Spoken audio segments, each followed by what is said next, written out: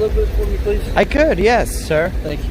Is it in my First Amendment right? Back up past that pole. Is it in my amendment rights? Back up past that pole. Ex- Sir, back up past that pole. 6 feet, man. Put your hands behind back. You're under arrest. All right. Hold on to your camera. You're under arrest. I asked you 3 times to back up past the pole. I'm sorry, sir. You're right on the fire department's back. You're under arrest. Fail to comply with lawful order. Literally trying to work on a guy who passed out and has medical problems in your ear. I'm sorry, sir. I got very severe anxiety disorder. I really Well, then apologize. you should stay away from us. I and really back up. apologize. Can I just end my live stream, please, guys? No. I mean, how do you tell me how to end it? Please, guys. I have very deep anxiety disorder. I'm sorry. I'm just What's your late name? right now. My name is Max. I'm a tourist Max? from Spain. Max, you're not going to jail.